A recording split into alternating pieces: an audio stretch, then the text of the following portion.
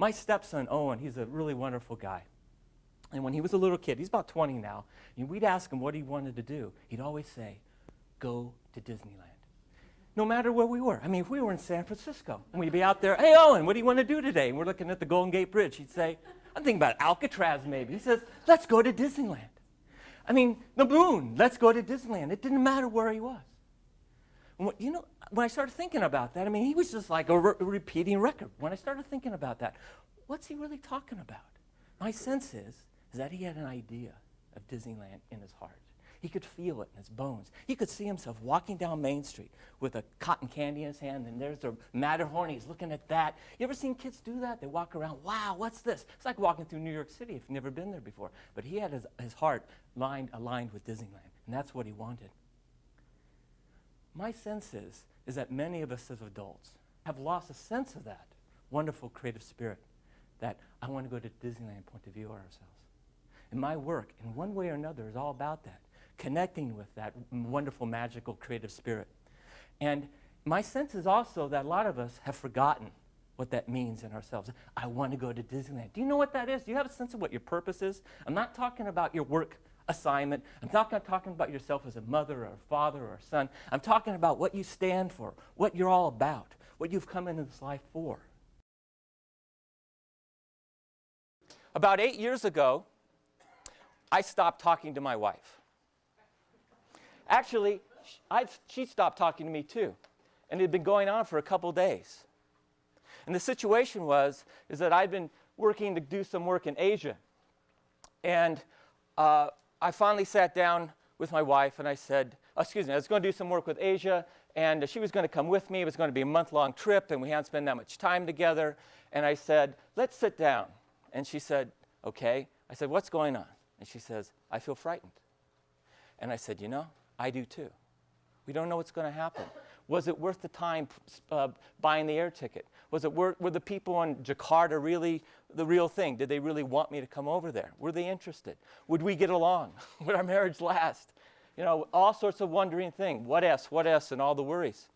So I said, why don't you sleep upstairs? I'll sleep downstairs on the couch, and I'll ask for a dream. And this is what I dreamt. I had flown over to Bangkok, was having a business meeting around a conference table, and at 2:30 in the afternoon, I got up, went downstairs, got into a cab, and headed to the airport. And there was a voiceover, like in commercials where they have people moving, they have voices over the commercial. There were two voiceovers. One was a Judeo-Christian voiceover, and the other was a Buddhist voiceover, since I spent some time exploring those two spiritual practices.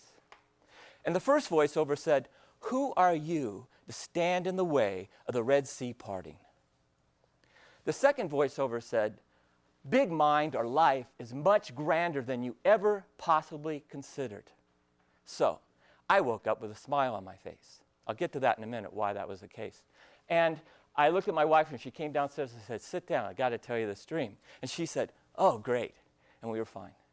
The level of fear went way down, and we were able to move forward. The idea is, if thinking about the biblical story, the Red Sea's parting, Moses, the Israelites leaving Egypt, they were up against it. As you see in that picture, actually it's from the movie, the Ten Commandments, this picture. They were up against it. Think about the Egyptians are going to come after them. Think about who's holding up the water. Think about, will we get to the promised land? All those thoughts going on, all the what ifs. Kind of like, will I keep my job? Will I have to transfer? What will I do if I lose my job? Thoughts like that. And what came to me was, I got to keep my eye on the prize. I've decided I'm going there. I've made that choice. And to walk. Be frightened. That goes with the territory. In fact, courage requires that in a way. It's not without fear. And that choice, I think, that ability to choose, that power that we all have to choose how we want to lead our professional and personal life is ours. Nobody can take that away from you unless you give it up. Unless you give it up to the, quote, Egyptians who are coming after you, who you think are coming after you, or whatever your fear-based ideas tell you. You have the power to choose. You can choose to go back. You can choose to stay, or you can choose to walk and keep your focus and deal with what comes up and move toward your promised land.